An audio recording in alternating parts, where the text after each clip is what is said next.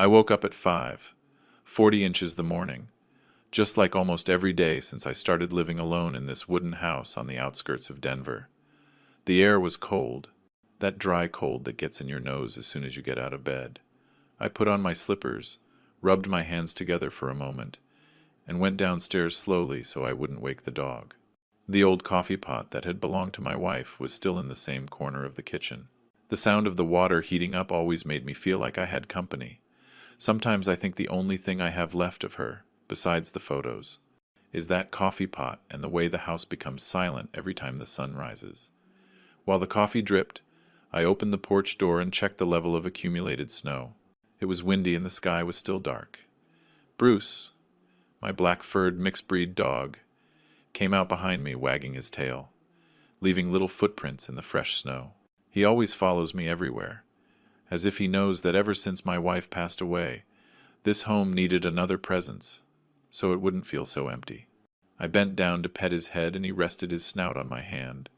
By 6:15, I was already getting things ready to open Home Supply, my first store, the one in Denver, the one I had started with my own 2 hands more than 20 years ago. Now I have 3, the original one here, one in Aurora, which moves a lot of wholesale merchandise, and another in Lockwood, newly remodeled. Daniel, my manager, is practically like a son to me. Mary handles the cash register, always smiling even when she works overtime, and Hector runs the warehouse like a Swiss watch. I always thought that if one day I couldn't work anymore, they could carry on without me. Before leaving, I went down to the basement to look for something that had been on my mind for weeks. In a wooden drawer, wrapped in an old cloth, was the pocket watch that had been passed down through 4 generations of Hartmans.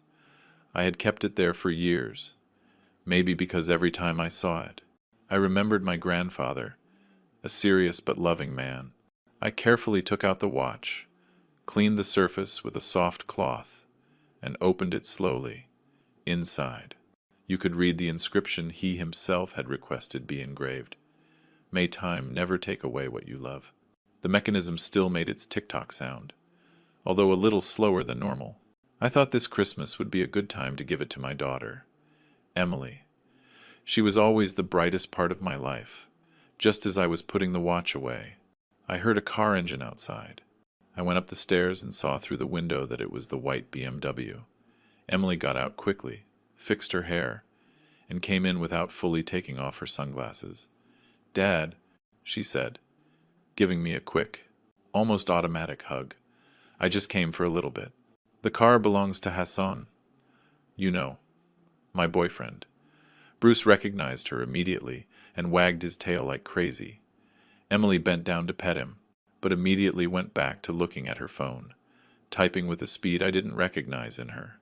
"I wanted to tell you something," she continued. "I want you to meet Hassan this weekend.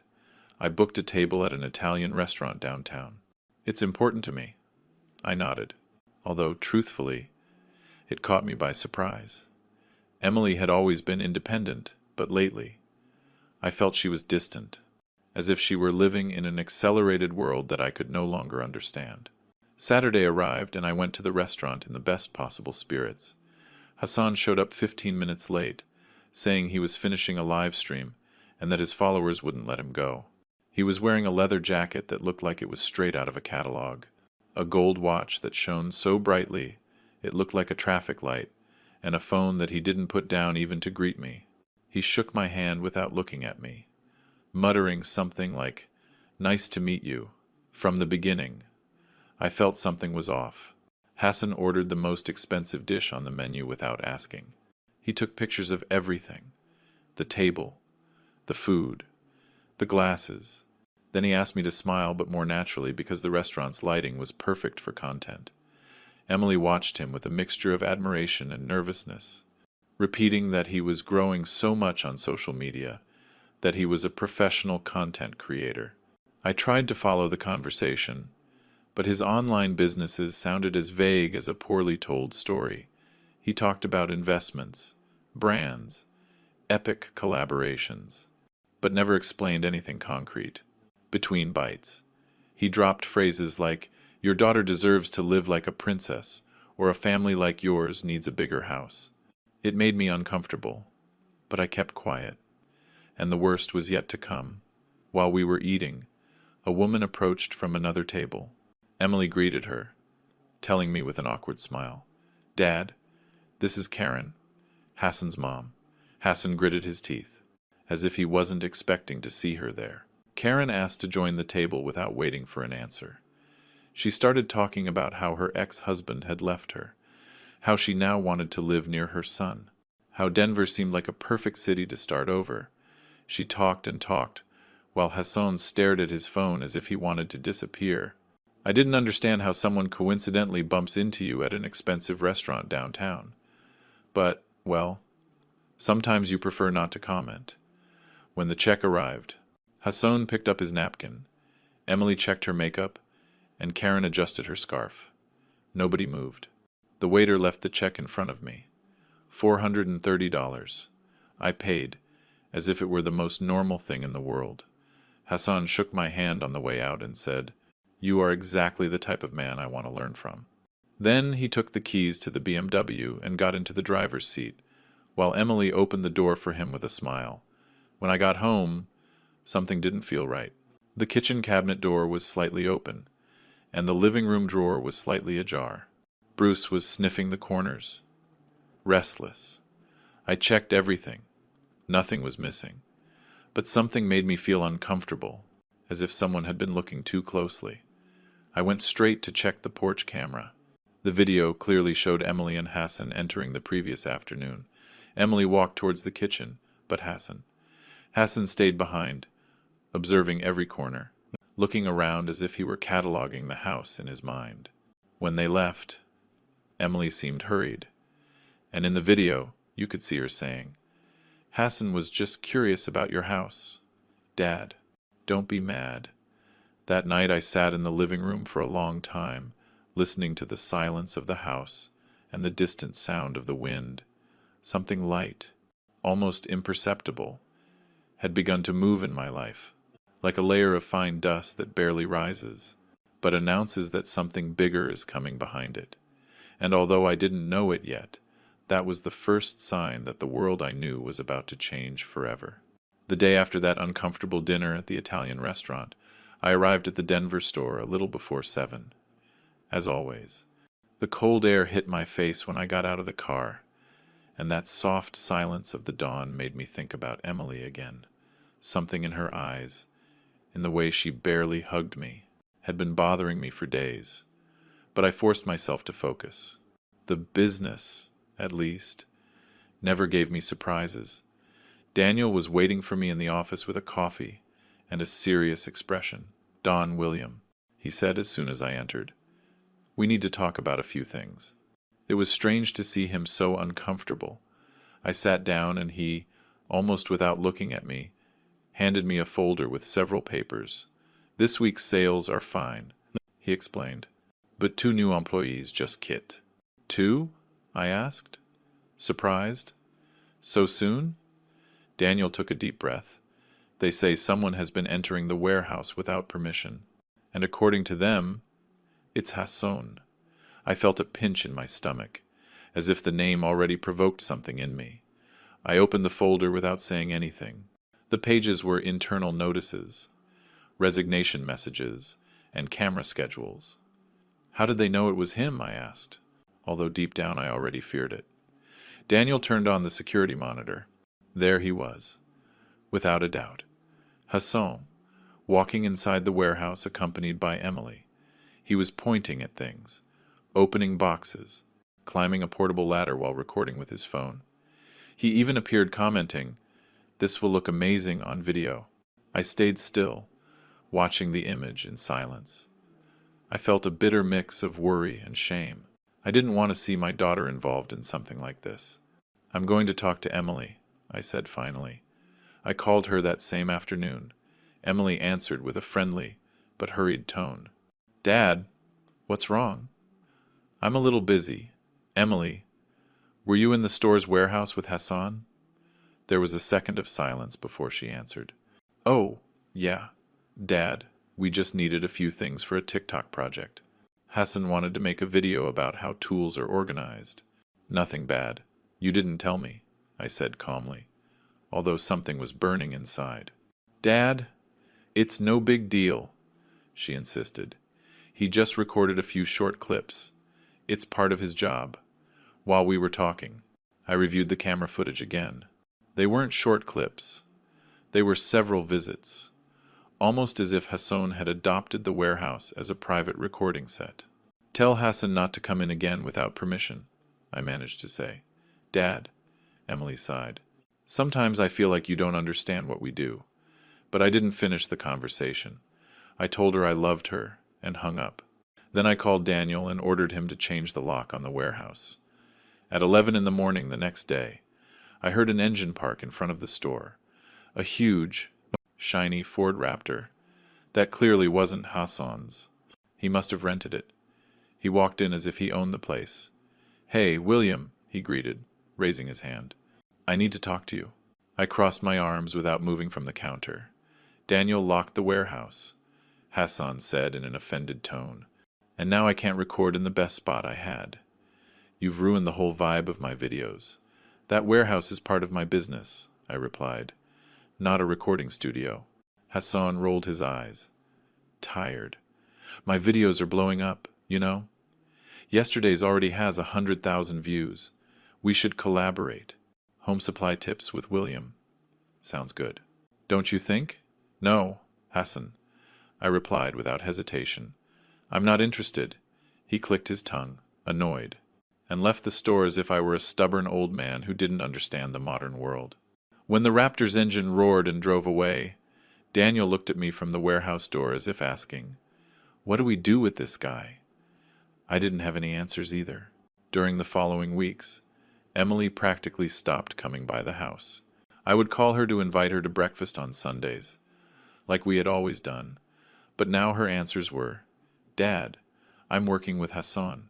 We have a shoot all day. We got an apartment downtown. Come by whenever you want. And even though she said, come by whenever you want, her words sounded more like a courtesy than an invitation. When I finally went to visit her, I was greeted by a version of my daughter I almost didn't recognize. She was wearing heavier makeup than she used to. Her clothes were elegant, but too flashy, as if chosen for posing, not for living. In the apartment, everything smelled of expensive candles, white lights, and cameras set up in the corners. Do you like it? Emily asked, smiling. Hassan says, this helps the content aesthetic. Hassan came out of a room, adjusting his shirt. William, brother, listen to this, he said, holding up his phone. I'm this close to signing a big deal. We're almost a power couple. I felt that something was moving away from me, something deeper than a simple change of life. Emily seemed to float around Hassan, as if he set the rhythm for her every step. One afternoon, Karen showed up at my house, unannounced. She brought a bag with bread from an expensive bakery. I brought this for you to try something different, she said, walking in as if it were her house. She sat on the sofa without asking permission. She looked around with a slight grimace. You live very simply, don't you think? Emily deserves something better, something elegant. She's growing so much with Hassan.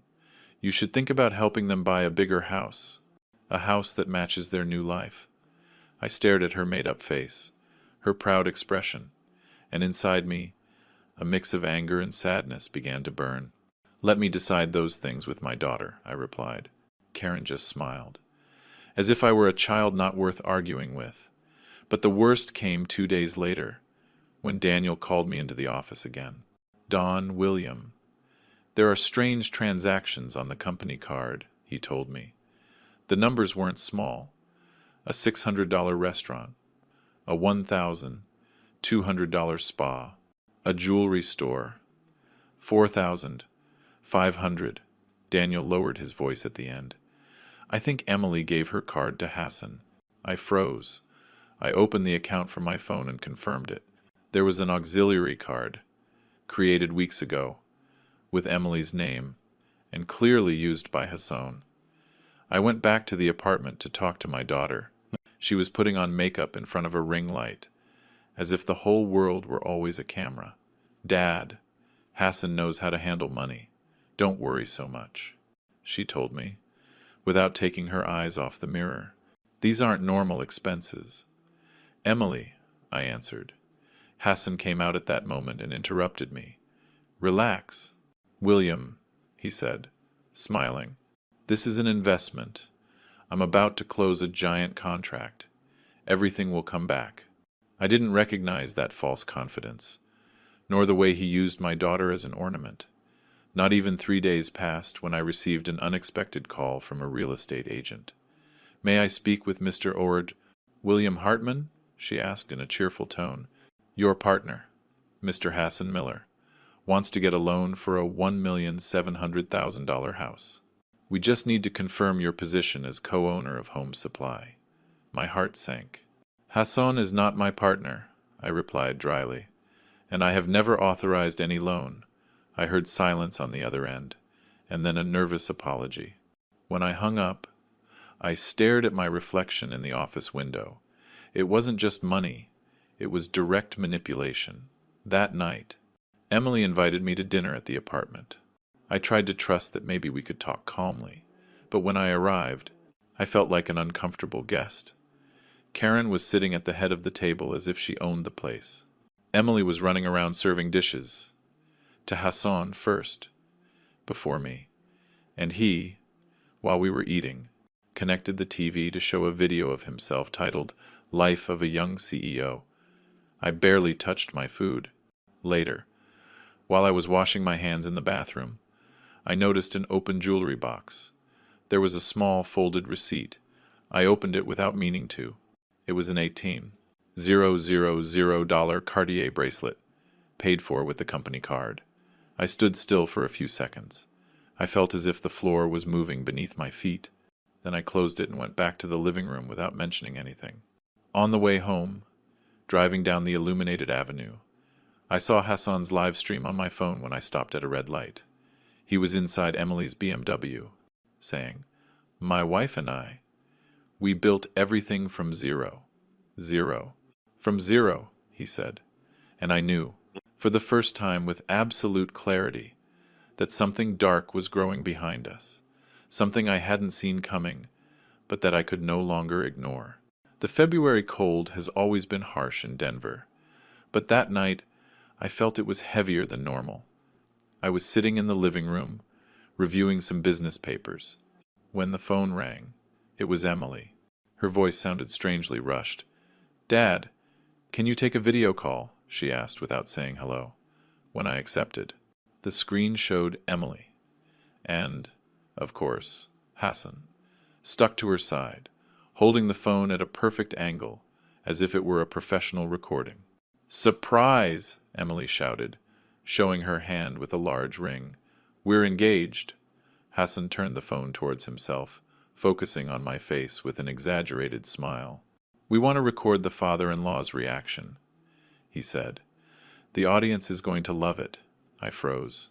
Not because I didn't want Emily's happiness, but because I felt everything was happening too fast, too prepared, like a rehearsed scene. "Congratulations, honey," I said calmly.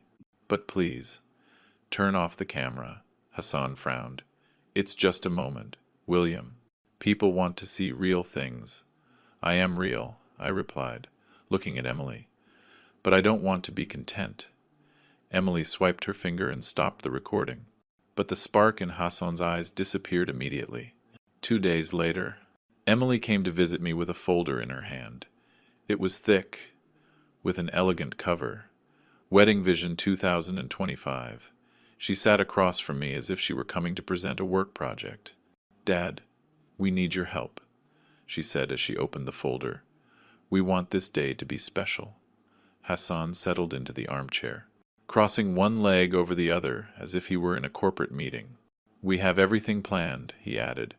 "You'll see, inside the document, there were photos, charts, budgets." Hassan spoke like an experienced salesman.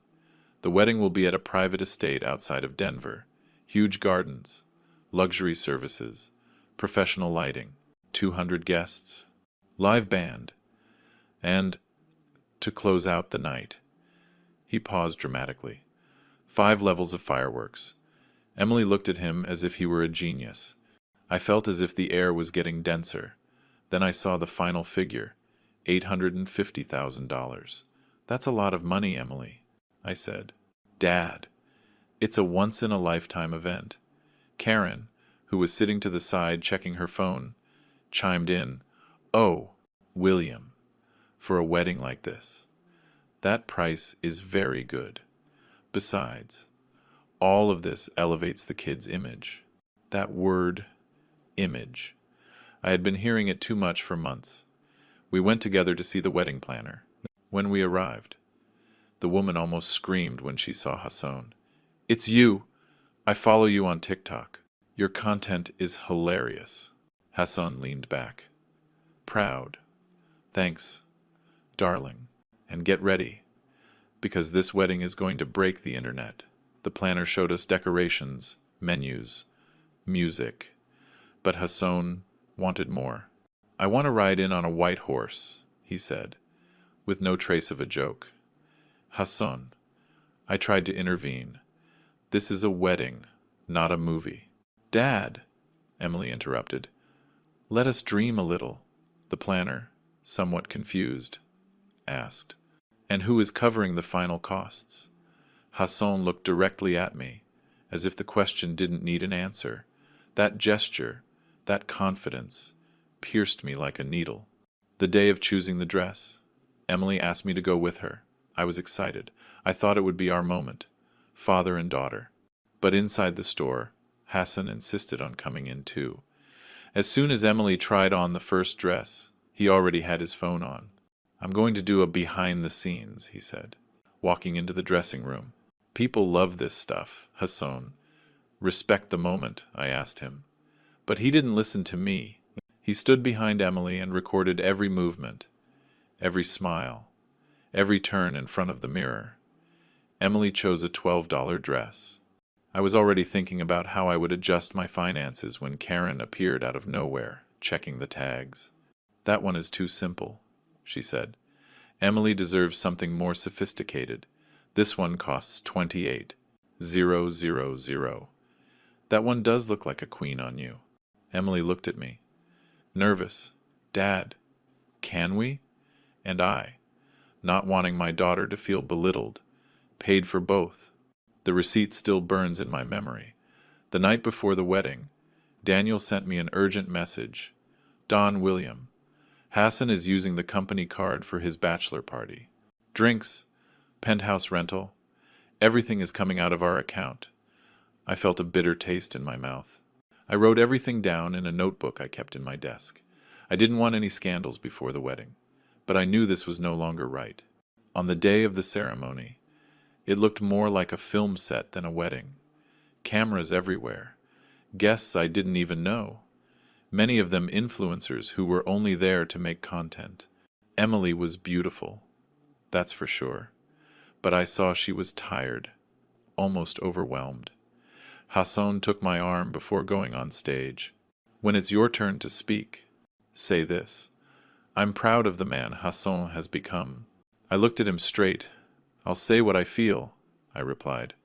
When my turn came, I only said, "I'm proud of my daughter." Hassan clenched his jaw.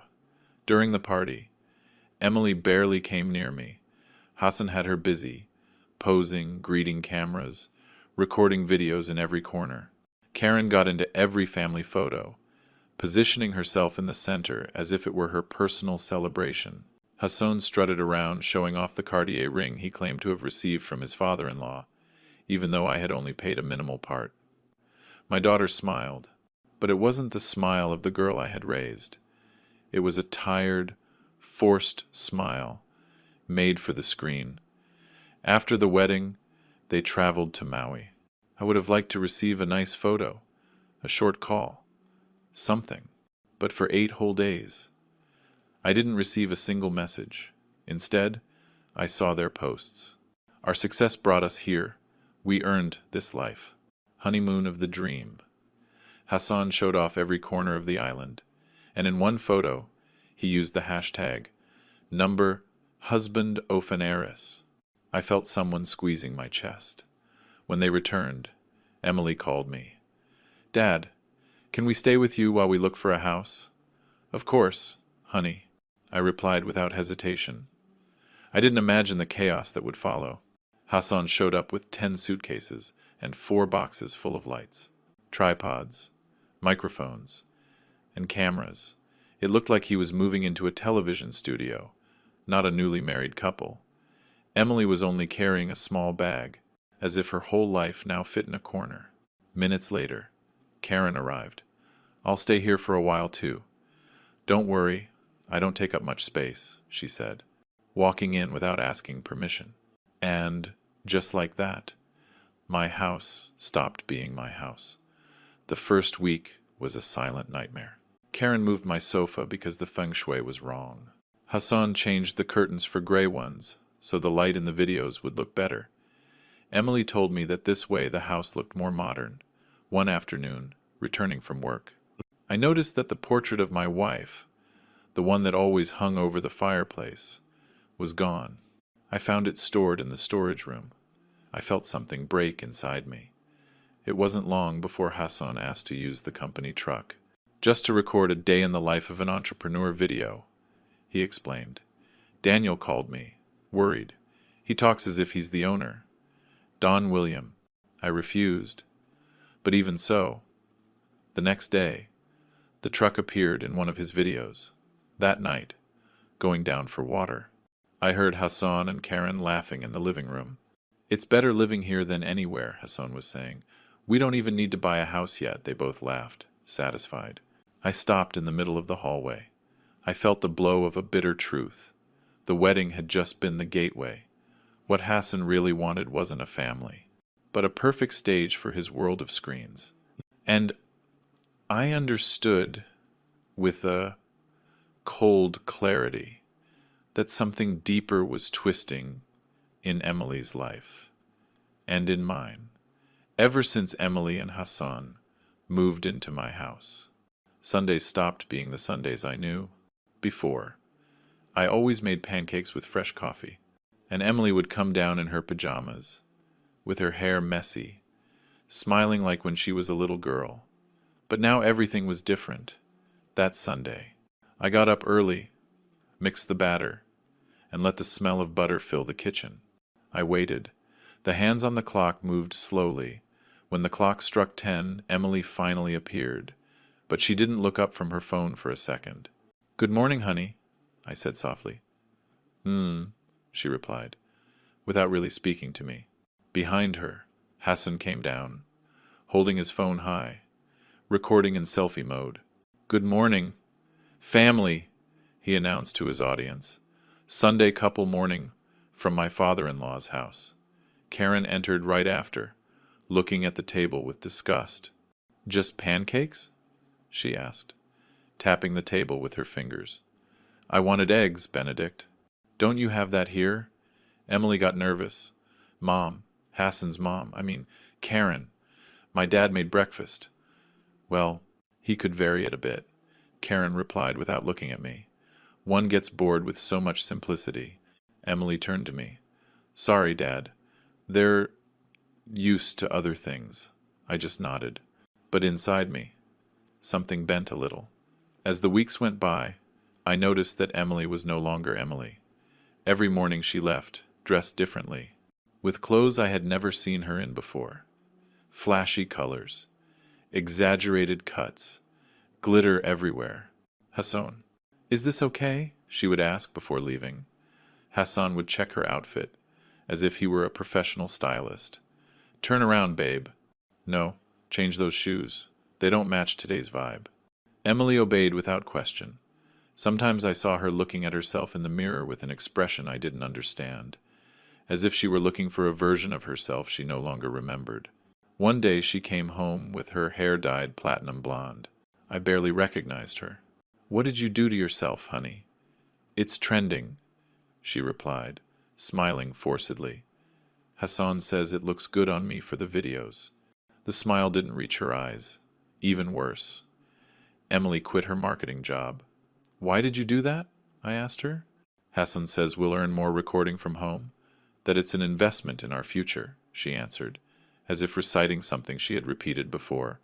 My daughter, the talented young woman who always had her own ambitions, now seemed to revolve around the demands of one man. I tried to maintain our traditions. 3 times I invited her for coffee. Just the 2 of us, like before. 3 times Emily accepted, and 3 times she canceled. The 3rd time, the message arrived minutes before we were supposed to meet. Dad, Hassan wants me to take a picture with his partner. Sorry. That afternoon, I stopped by the Aurora store, and there she was, Emily with Hassan, recording a video in the tool aisle. She was holding a reflector light while he posed in front of the shelves. When she saw me, Emily jumped. Dad, I didn't know you were coming.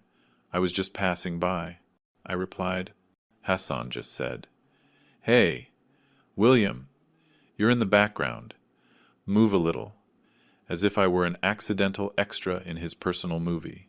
I left without saying anything else. One night, while we were eating dinner, Karen decided to speak as if she were the host of the home. William, she said, staring at my plate, your way of living is very old-fashioned. Emily needs a more modern, more elevated environment. She can't stay stuck here. Hassan nodded, smiling smugly. It's true, father-in-law. Your daughter is destined to be a star. And this place. It doesn't help her much. I looked at my daughter, waiting for her to say something, to defend me a little. But Emily just kept her eyes down, moving her fork without eating. That silence hurt me more than any insult. Days later, while we were having lunch, Hassan entered the dining room with a large folder. I have something to show you, he said, smiling as if he had invented something brilliant. He pulled out a mock-up of a new logo, Hartman and Miller Hardware. He placed it in the center of the table as if he were showing off a prize. This is what the brand will look like when we expand, he explained. It's perfect, right? Karen clapped the table with enthusiasm. Now that name has presence. Much better than before. I stared at him, incredulous. Hassan, I said calmly, that's not going to happen. My company is not going to change its name. He laughed, unconcerned. Relax, William. It's just brainstorming. You don't understand how brands work now. I pushed the logo towards him with one finger. Put it away. His smile froze for a second, but he said nothing. That same afternoon, Daniel sent me a new report. Charges I had never authorized. $4.9 at Tiffany & Co., $2.3 at a luxury steakhouse, $1.1 for a limousine service for a recording, and a couple's spa, the same one Emily had posted on her Instagram. I felt a blow to my chest. It wasn't just the money. It was what it meant. I decided to talk to Emily immediately. I met her at a cafe near the house, one we used to go to since she was a little girl. Emily arrived half an hour late, not running, not apologizing. She just arrived as if nothing was wrong. Hassan needed to record a TikTok before leaving, she said as she put her phone away. I showed her the transactions. Emily, this isn't normal. This is too much. She took a sip of her latte, without looking at me. Dad, Hassan knows what he's doing. He has vision. But these are company expenses, I insisted.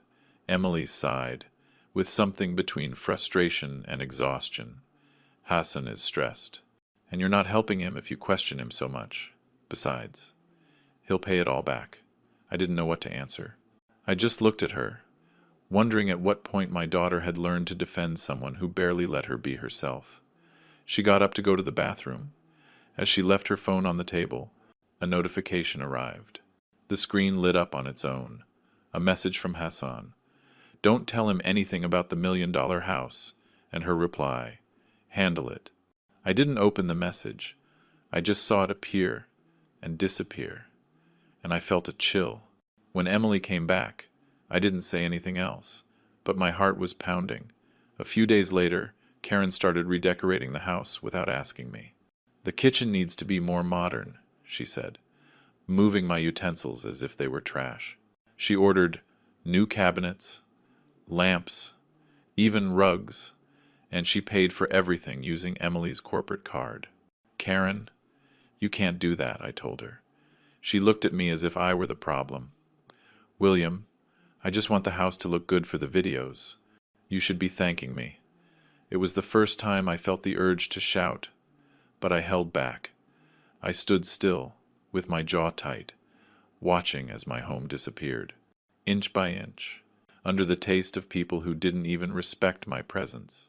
One day I came home from work early and found the scene that took my breath away. Hassan in the garage, recording a video titled "A Day in a Millionaire's Life." Emily holding a light, without saying a word. Karen behind them, clapping and laughing as if they were at a TV show. No one noticed I had come in. No one. It was as if I didn't exist. The night that marked a breaking point came shortly after. I decided to make beef stew, Emily's favorite dish. I set the table, warmed up tortillas, even opened a bottle of wine I had been saving for a special occasion. Hassan came down, looked at the food, and said, "I think we'll order sushi today. Emily, call the expensive place. The one we like." Karen tried a little of my dish, made a face. "It's very simple, very old-fashioned. You need to update yourself." "William," Emily looked at me. For a second, I thought I saw my little girl, the one who always ran to hug me after dinner. But that spark disappeared when Hassan passed her the sushi menu. "Dad, let's do it differently today," she whispered. Hassan dropped into the chair at the end of the table. "Don't worry, William. Soon we'll be moving into our new house. We just need to sign the papers. Everything is going to change." My hand gripped the plate without meaning to. Later, locked in my room, I heard their voices from the living room, filtering through the crack in the door. Hassan's laugh, Karen's louder laugh, and a phrase that pierced me like a knife. "Emily, when we have the house, pros, your dad can keep living in this old place, if he's still around." Karen let out a dry laugh. "If he doesn't become a burden before then." I closed my eyes. I felt a lump in my throat. I didn't hear Emily's voice. Not a "don't talk about my dad like that." Not a "be careful what you say." Nothing. That silence was the most painful sign of all. In that moment, I knew I was losing my daughter, the same daughter who one day told me that I was her whole family. The following Monday began with a strange silence at the Denver store. I had arrived at 6:30, as always, to check inventory and make coffee for the team. At 7:15 sharp, Daniel entered hastily, his face more serious than usual, with a folded envelope in his hand. "William, we have a problem," he told me, leaving the envelope on the counter. I opened the envelope without a word. They were printouts of recent transactions from the corporate card. At first glance, I knew something was wrong. High amounts, unknown names, and dates that didn't correspond with usual business purchases. My gaze fell on a line that made me swallow hard. Luxury Wellness Retreat, $2,950. "What is this, Daniel?" I asked. Daniel pointed to the paper with his finger. "Uncomfortable. Uncle, we saw Hassan and Emily taking pictures there. They posted them on their Instagram stories last weekend." I stood still for a moment, staring at that absurd figure. I knew Emily had never spent like that, much less with the company card. That kind of luxury clearly had Hassan's stamp on it. I took a breath and put the papers away. "I need to check the warehouse cameras," I told him. Daniel opened the system on the office computer. We didn't have to look long. 2 recent recordings showed Hassan entering the warehouse after hours, around 8 at night. In the video, Hassan walked as if he owned the place. He grabbed hammers, screwdrivers, a folding ladder, and then arranged everything as if he were setting up a recording set. In one of the shots, he looked directly at the camera and smiled smugly. "This is the warehouse of my family business." I felt a sudden heat rise up my neck. It wasn't just the audacity. It was the confidence with which he spoke, as if he had already convinced himself that it belonged to him. "Daniel, save all these clips. Don't delete anything," I asked him, my voice firmer than I expected. He nodded without hesitation. Mid-morning, I received a message from Allison. My niece. Uncle, I need to show you something. It's urgent. She sent me 7 screenshots taken from Hassan's close friends section. I didn't know Hassan had her added there. Maybe because he didn't think she would ever talk to me. In the first image, Hassan posed in front of a mirror, showing off a new watch. The text said, "Marrying into money was the smartest move." I felt a punch in my stomach. The second screenshot had an even worse taste. Once William signs the house papers, life will be easier. In another image, Hassan held a set of keys. The keys to my work truck. One day, all this will be mine. I closed my eyes for a few seconds. I needed to. There was a part of me that still wanted to believe that Hassan was just a confused kid, not someone capable of thinking like that. But the proof was right in front of my eyes. I wrote to Allison to ask for more details. She replied quickly, "Uncle, Emily is getting worse. Hassan is pushing all of us away from her. He doesn't let her go out. He controls her schedule, and he only lets her post what he wants. She doesn't seem like herself anymore." "Gosh," Allison said later, "I've tried to talk to her, but Emily pulls away. I think he has her trapped." Every word was like a hammer blow to my chest. That afternoon, when I got home, I decided to check the company truck. Something in me said that Hassan hadn't used the keys just to show off. I was right. On the right side, I found a long, fresh scratch. The paint was scraped off, as if it had brushed against a metal structure. Inside the compartment, I saw boxes of lights, filters, and a large tripod. Clearly, Hassan had been using it as a production vehicle. I checked the garage trash. Among the crumpled papers, I found an invoice for the rental of a photo studio. Miller Media. $460. I took a deep breath. Then I left the invoice on the dining room table where he could see it later. Something inside me was already starting to come together, piece by piece, like a dark puzzle. 2 days later, Karen showed up at the store unannounced. She walked as if she owned the place, looking at everything with disdain. "William, I need the small refrigerator," she announced without greeting me. "What for?" I asked. "For my cooking live streams. It's convenient for me to have everything organized, and that refrigerator would look perfect on camera." Daniel approached. Uncomfortable. "I'm sorry, ma'am. That refrigerator is part of the inventory." Karen turned to him with superiority. "So what? I just need to take it for a few days." "What's the problem?" I intervened. "Karen, that refrigerator isn't leaving here." She frowned. "You really are stingy, aren't you? It's just a cheap refrigerator. It's not leaving," I repeated. Karen let out an indignant huff and walked out as if she had been insulted. Daniel sighed. "Uncle, what kind of person?" he muttered. I just shook my head. At the end of that week, I received a call from the bank. A formal little voice told me, "Mr. Hartman, we are calling to confirm a payment of $12 to Miller Media LLC. Additionally, we have a record that a user named Hassan Miller was added as a secondary holder of your corporate card. Do you approve this addition?" I was speechless for a few seconds. "No," I finally replied. "I did not authorize any of that. Cancel any card associated with that name immediately." The operator's silence confirmed what I already knew. Someone had used my information deliberately. I spent the night reviewing the expense book. There was more than what Daniel had pointed out. Much more. Luxury dresses for a European-style photo shoot. 3 new suits for Hassan. $3.9. Monthly premium makeup service for Emily. $700. Accessories, dinners, car rentals, all chained together, as if someone had discovered a gold mine and was emptying it without remorse. The next day, I went to see Emily.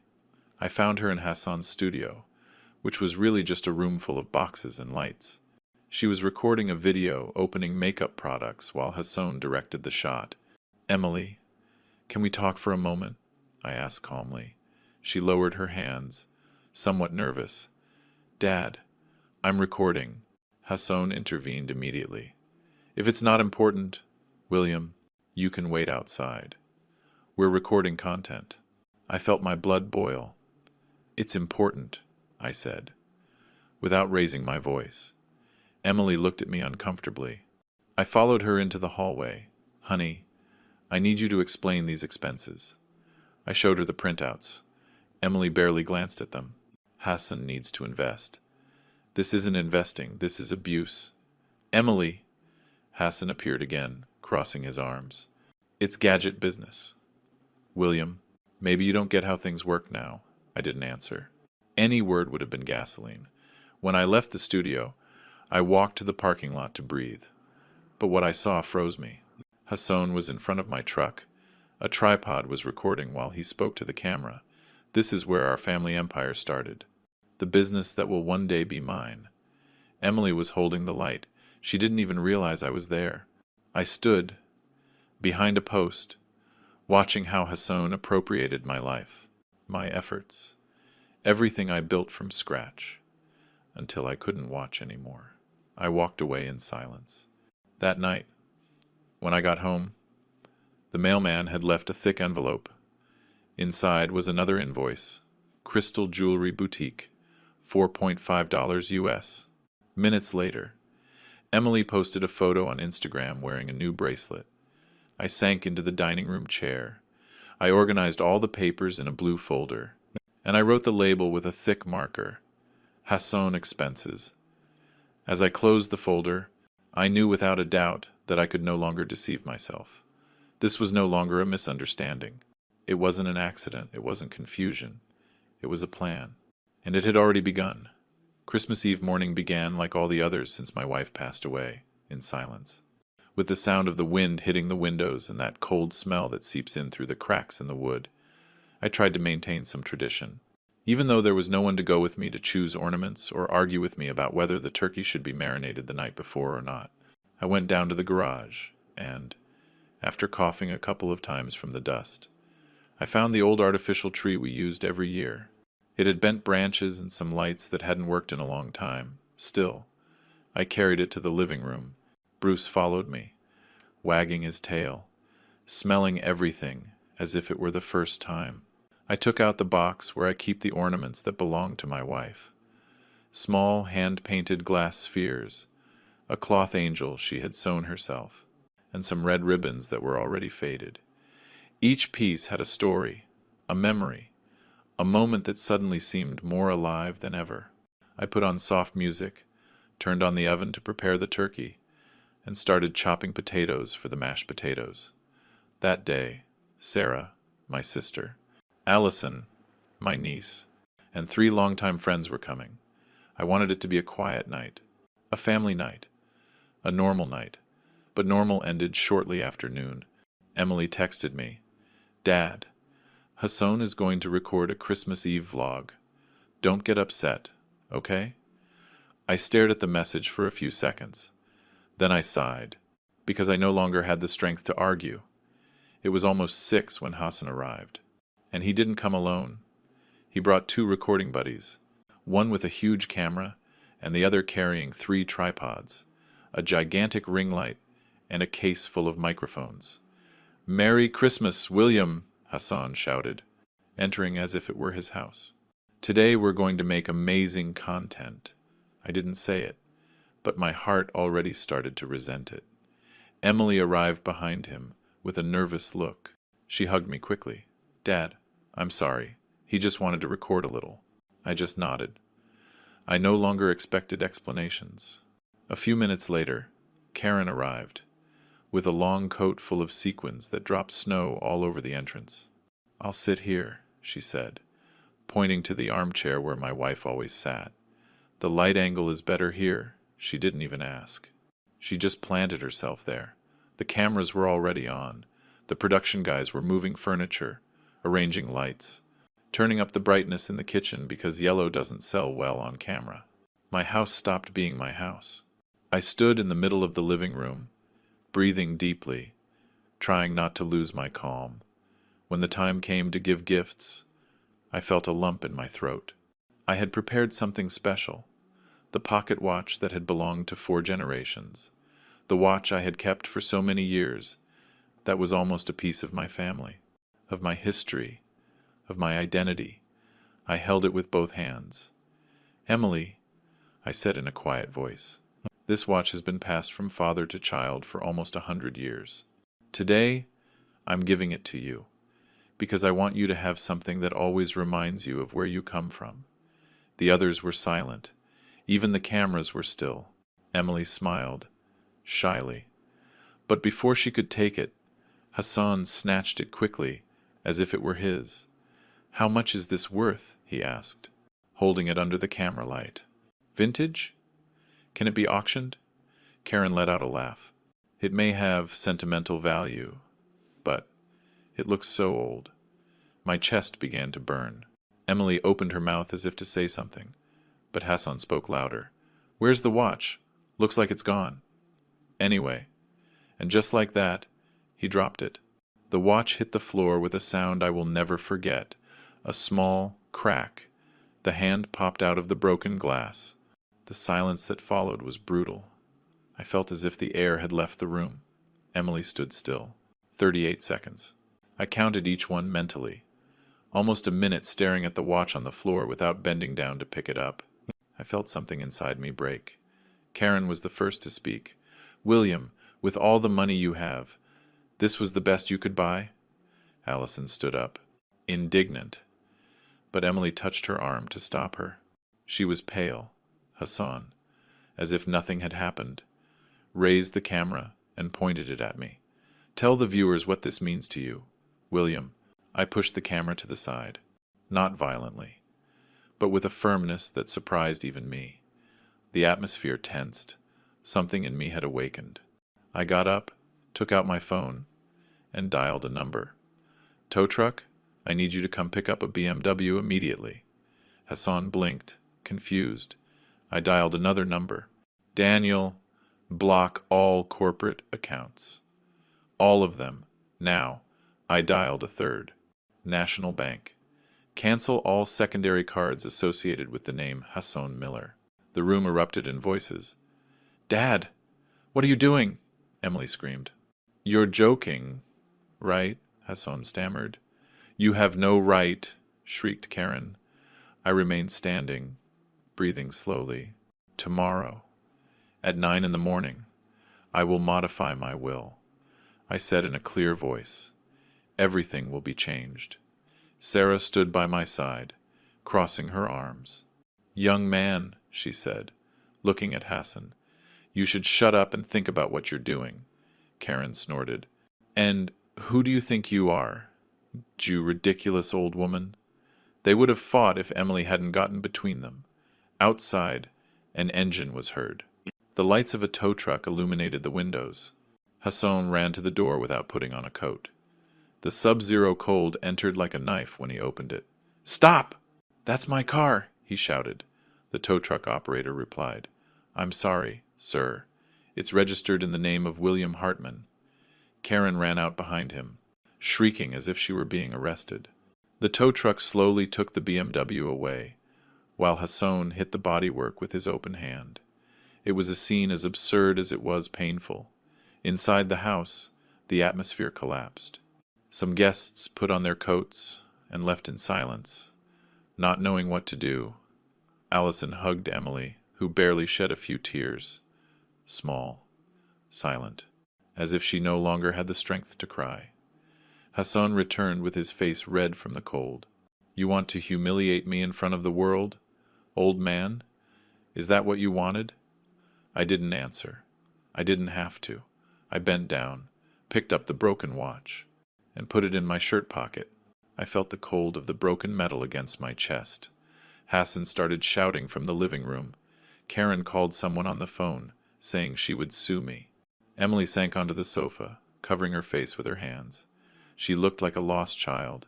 Sarah came over and touched my shoulder. "You did the right thing, brother," she whispered. I nodded, although inside I felt no victory or relief, just a deep exhaustion, as if I had been holding up an entire wall for months, and only tonight had it finally broken on top of me. The Christmas Eve I had imagined, warm, simple, familiar, had turned into a battlefield. But somewhere inside that destruction, a truth had finally come to light. The breaking point had arrived, and there was no turning back. The silence that followed my 3 calls was so heavy that I could almost feel it land on my shoulders. Hassan's eyes went wide, his cheeks red with rage, breathing hard as if he was about to explode. Karen jumped up, pointing her finger at me as if I were some dangerous criminal. Emily, who had always been sensitive to Hassan's mood swings, looked at me with worry, as if she was afraid he would do something reckless. The 2 guys from the recording crew immediately turned off their cameras. They looked at each other as if they understood that this was no longer material for a vlog, but a family disaster they didn't want to film. Sarah moved to my side almost without thinking. Taking a step forward as if she knew the storm was just beginning, Hassan took a sharp step towards me. "What the hell did you do?" he shouted. "Why did you cancel my accounts?" He tried to snatch the phone from me, but I moved to the side. Sarah planted herself between us with a firmness I hadn't seen in her since we were kids. "Don't touch him," she ordered. Allison, who had stayed near Emily, took her arm and pulled her away from Hassan, fearing the argument would turn violent. Emily looked lost, as if she didn't know who to look at or who to believe. Karen, seeing that Hassan failed to get the phone from me, advanced on Sarah like a wild animal. "My son works for this man every day," she screamed. "He owes everything to Hassan. Everything," Sarah replied without raising her voice much, but with a clarity that cut the air. "I've already seen the reports. Do you call spending $1,700,000 on whims helping?" Karen slammed the table with so much force that several Christmas decorations fell to the floor and rolled under the sofa. The crash echoed throughout the room. I knew that if we continued like this, it wasn't going to end well. That's why I dialed Daniel's number and put him on speaker. "Daniel," I said, keeping my eyes fixed on Hassan, "is everything blocked?" Daniel's voice filled the room. "Yes, Chief. The secondary cards are also canceled." Hassan screamed, practically spitting the words. "I'm going to sue you for getting into my married life." Karen immediately backed him up. "This is abusive. This is harassment." But Hassan, seeing that no amount of shouting would regain his access to the money, did something worse. He started making things up. "Do you know why he's doing this?" he said, pointing at me. "He's jealous of me. Yes, jealous of my success. He never accepted that I'm younger and that Emily chose to be with me. He wants to have her all to himself, like a selfish old man." Allison, without Hassan noticing, turned on her phone's recorder. I knew she was doing it because her face no longer showed fear, but a mixture of indignation and sadness. Emily tried to approach Hassan, maybe to calm him down. "Hassan, stop," she whispered, but he pushed her slightly to the side, letting go of her hand abruptly. She lost her balance, and Sarah caught her before she fell. "Don't touch her like that," my sister told him, staring Hassan down. The tension reached a point I never imagined living inside my own home. I inhaled deeply, dialed my lawyer's number and said, "Mark, tomorrow at 9. We're going to rewrite the entire will." Hassan threw a punch at the sofa, tearing a part of the leather.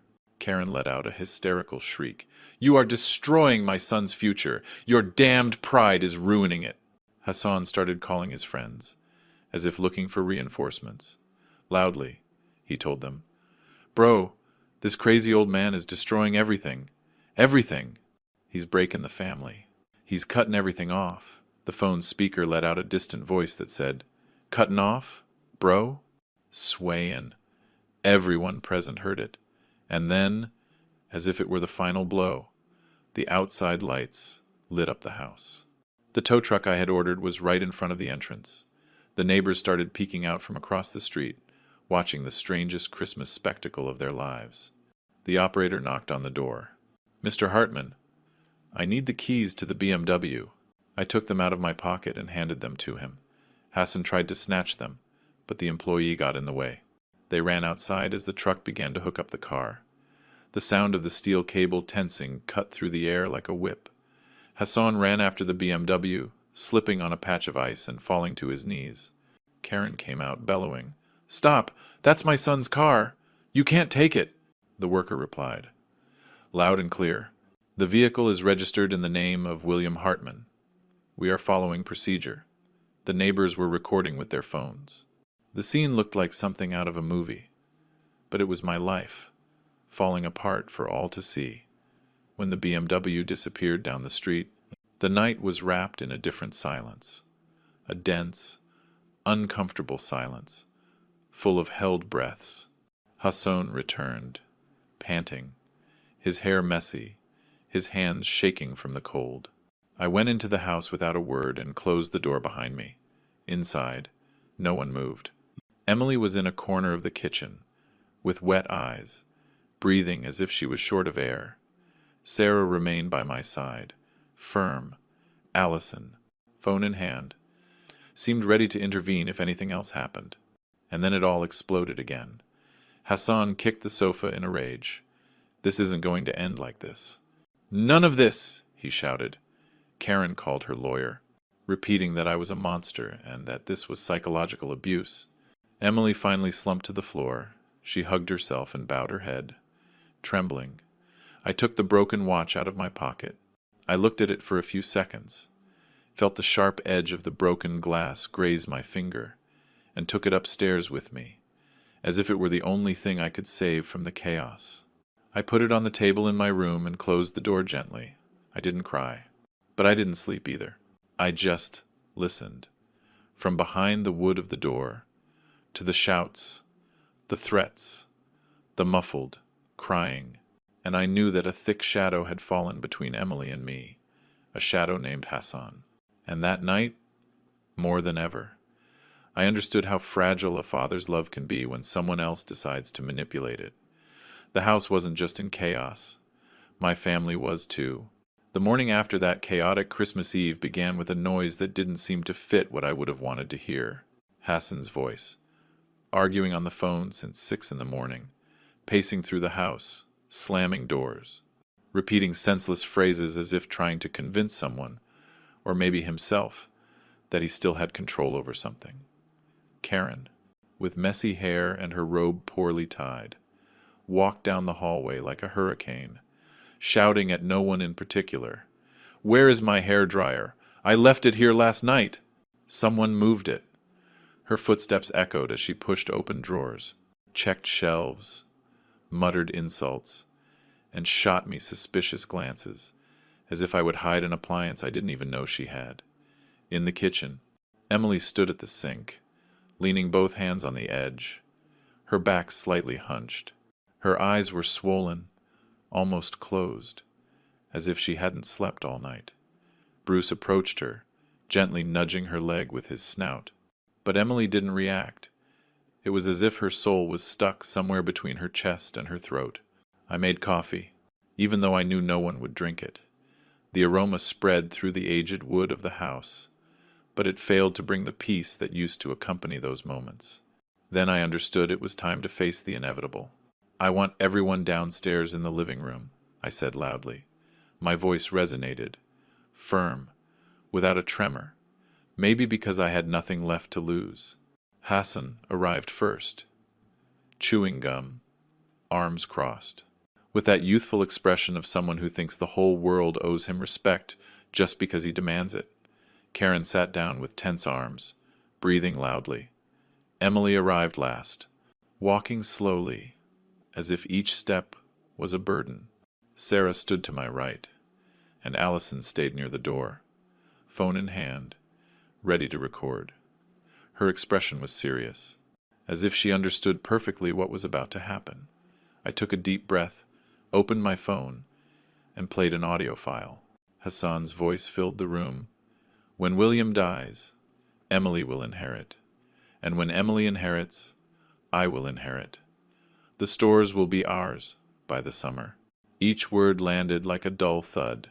Karen shifted in her seat, looking around as if searching for a life raft. Emily covered her mouth with her hand, her eyes looking anywhere but at me. Hassan was the only one who didn't flinch. "That was a joke," he shouted, standing up. "A joke between friends." Sarah looked at him with contempt. "A joke about waiting for someone to die? Is that funny to you?" Hassan swatted the air. You're all crazy. This whole house is crazy. But I knew it wasn't craziness. It was fear. Fear of seeing exposed what he had tried to hide for so long. I said nothing. I just took the blue folder I had prepared the night before. I put it on the table, in front of Hassan. There you go, I told him. $1.7 million, all spent by you. Hassan opened the folder with disdain, but his face quickly changed when he saw the numbers highlighted in yellow marker. Sarah narrated it without needing to exaggerate. $850 on the wedding, $320 on the BMW, $410 on credit cards, and tens of thousands in useless purchases every week. Emily opened a page, and her hands trembled so much the paper rustled. Hassan, this, she stammered. Karen took the folder, pretending not to understand.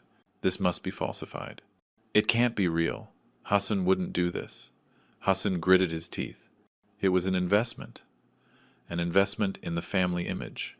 Sarah slammed her palm on the table. Whose family? You didn't contribute a single cent.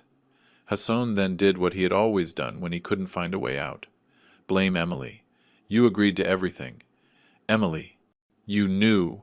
Emily looked at him, horrified. You told me it was your money. You told me everything was paid for. Hassan took a step back. Well, it was practically the same thing. Emily threw the papers on the floor. It was the first time in months I saw anything like strength in her eyes. Allison, without raising her voice, approached me and handed me another document. Uncle, I found this too, she whispered. The file read unpublished story drafts. Hassan Miller. The texts were like stab wounds. My father-in-law doesn't know I'm using his company's money to finance our wedding. Older people are easy to manipulate. Emily read them aloud. Her face went from shock to disgust, then to pain, then to a sadness that seemed to take her breath away. Hassan stood still, white as a sheet. I dialed another number. Daniel, I said. Please confirm in front of everyone what you discovered. Daniel's voice, loud and clear from the phone. Uncle, it's been 3 months. Hassan has been using the company card almost daily. I have proof. Hassan hit the arm of the sofa hard. This is a conspiracy. You're trying to destroy me. Suddenly, voices were heard outside. The neighbors had started to gather in front of the house. Some were filming from their yards. Hassan, afraid of being seen like this, picked up his phone to cover his face. Close the curtains, Karen ordered. I knew there was nowhere left to hide. I stood up slowly, took a deep breath, and spoke calmly, as if the words had been stored inside me for too long. From this moment, I said, looking at Hassan, you have no rights over the company. From this moment, I will protect every cent of Emily's, and tomorrow I will update my will, definitely. Karen jumped from her seat. You are ruining my son's life, Sarah responded without hesitation. He ruined it all by himself. Hassan kicked the table, spilling a glass of water. Emily, unable to bear it anymore, ran upstairs and locked herself in her room. I picked up the paper with the final figure, 1.7 million, and folded it slowly. Hassan called Karen again, crying, Ma'am, he's trying to ruin me. I stood still, without saying another word. Sarah put a hand on my shoulder and murmured, Get ready. This is just the beginning. I nodded. Although I felt that something inside me had already ended, the truth was out, and with it, the life we had. That morning marked the beginning of the collapse, and also, although I didn't know it yet, the beginning of the reconstruction. The next morning, the house didn't feel the same. It wasn't just the emotional mess left after last night's explosion.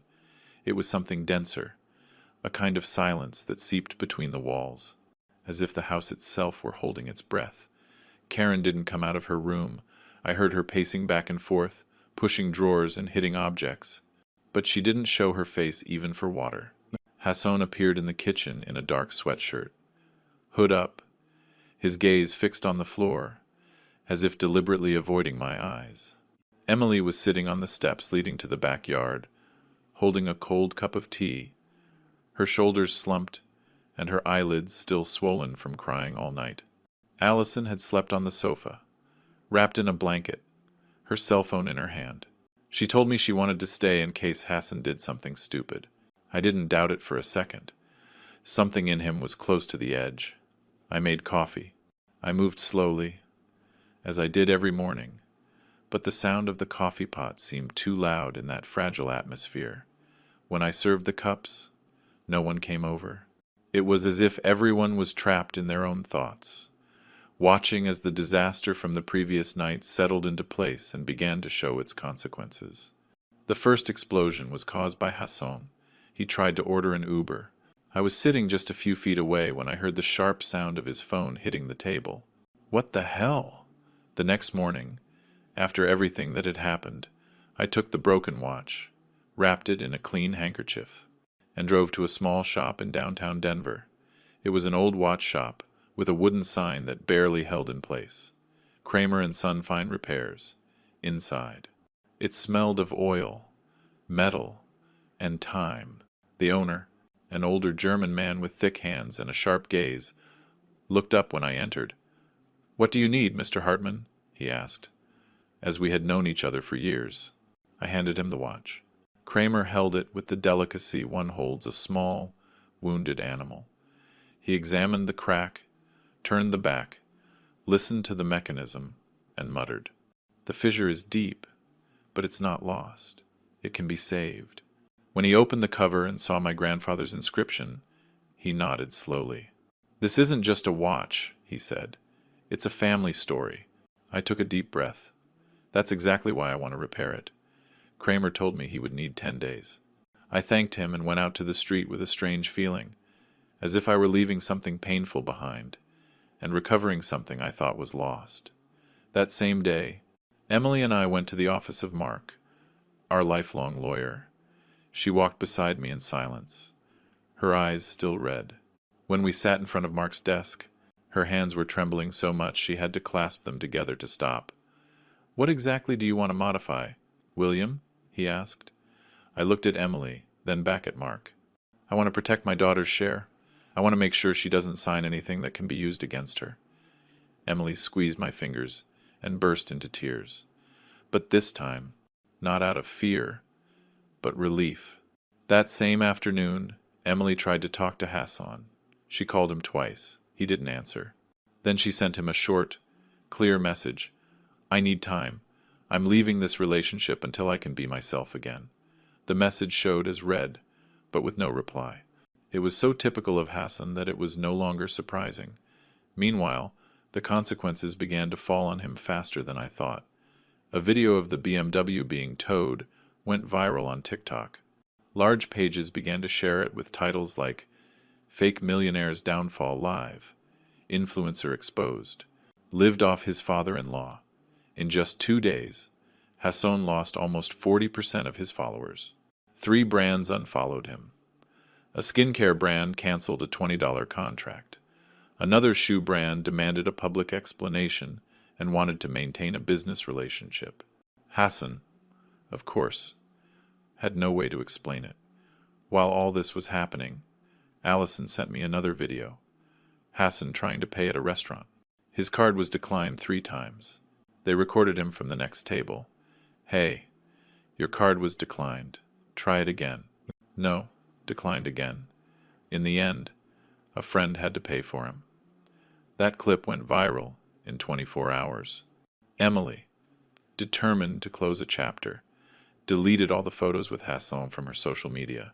She unfollowed him, and when Karen sent her a very long message calling her a traitor, Emily simply blocked her. For the first time in a long time, Emily was choosing herself. A few days later, I took her to Home Supply.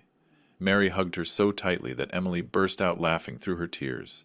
Hector came out of the warehouse to greet her.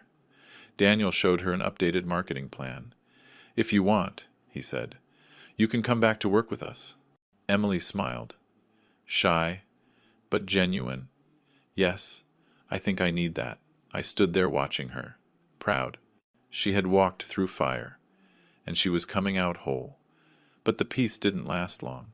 Hassan appeared at the store's door in a dirty sweatshirt and dark circles under his eyes. He entered like a shadow and demanded to speak to Emily. Daniel took 2 steps forward, standing between them without even thinking. Hassan pointed at Emily. "I need you to come back. I need us to go on a live stream together. You have to say your dad exaggerated, that it was a misunderstanding." Emily took a deep breath. "No, I'm not going to do that ever again. I'm not going to live for your cameras." Hassan lost control. He hit a shelf, making several paint cans tremble.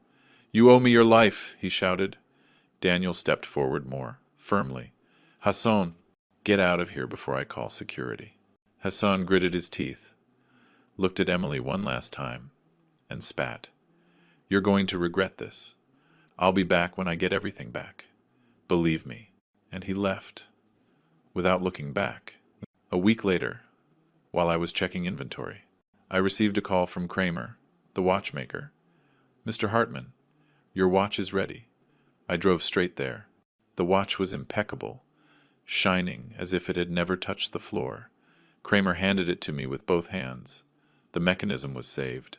Now it beats like new.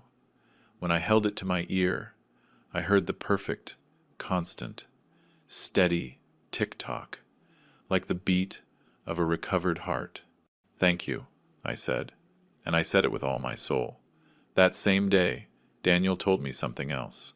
Hassan got a job in a shipping warehouse. They saw him moving pallets at a distribution center.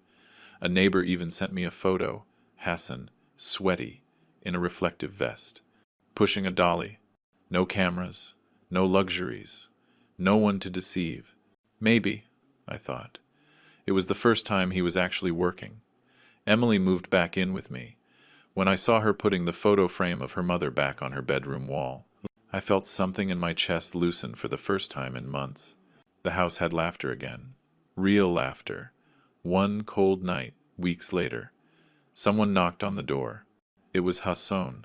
His face was gaunt, his clothes worn, his eyes red. "William," he said, his voice thin. "You were right.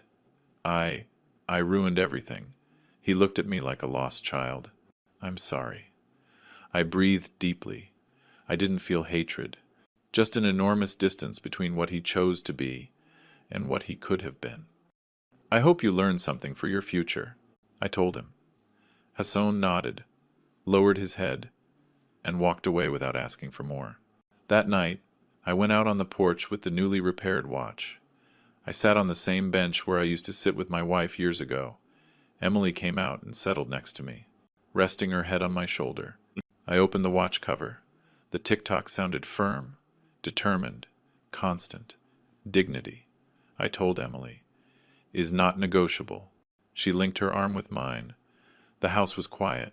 The cold wind crossed the yard. But, for the first time, in a long time, everything felt warm. Because that night, I didn't just get a watch back. I got my daughter back. And I got my name back. "What's wrong? Son?" Hassan held the phone up in front of her. "All my cards were declined, all of them." Karen's eyes widened, scandalized. I remained silent, without intervening. I didn't need to say anything. The facts spoke for themselves. Emily turned her head, watching us from the patio with a mixture of exhaustion and shame. After a few minutes, Emily approached. "Dad," she said in a low voice, "can we talk alone?" I nodded, and we walked to the patio. The cold Denver air enveloped us, but for the first time in a long time, I felt that cold clearing my mind. Emily took a deep breath. Her hands trembled as she clasped them in her lap. "Dad, I'm sorry. I'm really sorry." Her voice broke on the last word. She took the broken watch out of her pocket. She had it wrapped in a handkerchief, as if trying to protect it from even more damage. I didn't know that Hassan." Her voice died before she finished the sentence. "He told me the money thing was temporary, that all influencers did it, that we would get it all back soon." She looked up, and I saw her as she was when she was a little girl, vulnerable, seeking my approval, wanting to return to a safe place. She told me, with long pauses, everything she had kept silent. Hassan had changed the passwords to her email to manage her professional commitments. He had blocked her closest friends on her phone. He had insisted that Emily not go to the business without him to prevent people from making things up. And worst of all, he forced me to post happy photos according to a strict calendar he designed. He said the image of a successful couple brought better contracts. She whispered, "I just wanted to support him. I thought it was love. But I don't know when I stopped recognizing him." I listened without interrupting. I didn't want her to think I was judging her. I wanted her to feel that she was finally safe. When she finished, I showed her the pages Daniel had given me. Emily flipped through the pages, her mouth half open. When she read honeymoon expenses, $39. She put her hand to her chest. Hassan said Maui was a brand deal, that it was free. Her eyes filled with tears. It wasn't anger.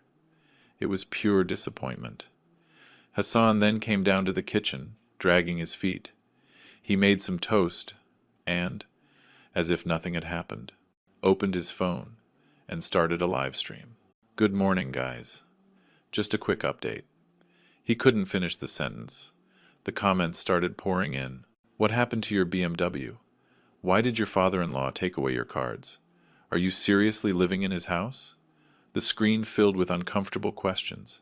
Hassan, furious, abruptly ended the stream. "Damn it," he growled. "Everyone finds out too fast." Karen arrived, scowling. "Hassan, honey, what's happening now? Your dear son-in-law has been ridiculed worldwide," he exploded.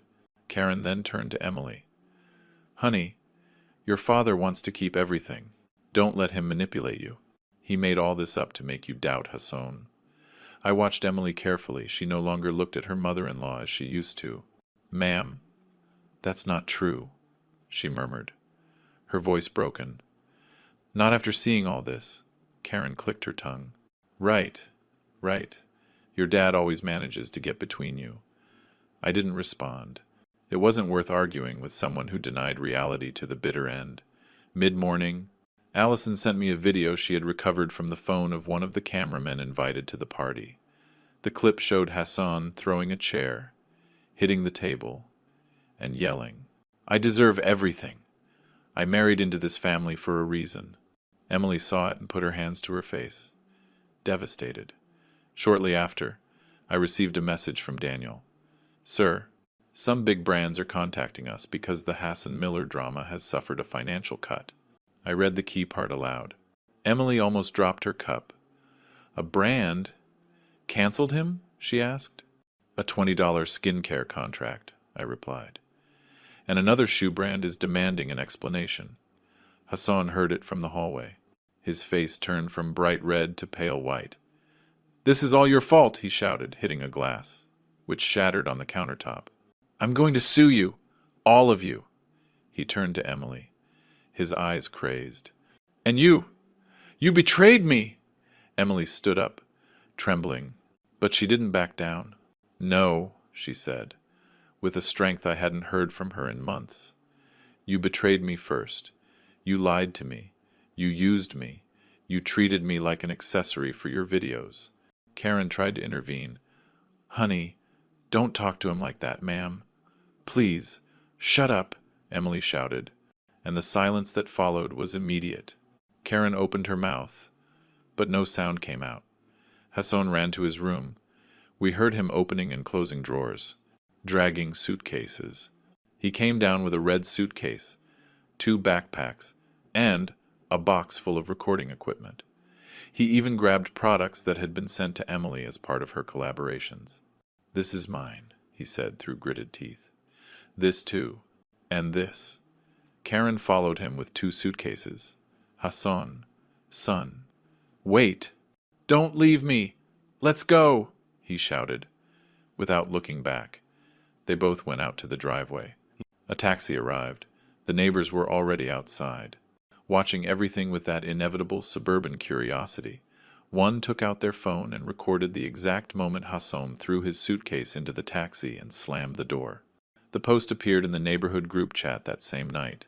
When I went back inside the house, Emily stood in the hallway, trembling. She seemed smaller than I remembered. And then she said the sentence, "I will never forget. Dad, I want to be your daughter again." She threw herself into my arms. I hugged her like when she was 6 years old and ran to me after a bad dream. That was the first time, in many months, that I felt my daughter had come back to me. Hassan went to live at a friend's house. Karen followed him like a shadow, dragging her suitcases from one place to another. And for the first time in a long time, the house was silent. But this time, it was a good, clean silence, full of space to breathe. I went up to my room, took the broken watch, and looked at it in the dim light. Tomorrow, I would take it to be repaired. I felt that, although there was still a long way to go, something inside me had begun to heal. Because in the end, among all the noise, I had finally gotten my daughter back,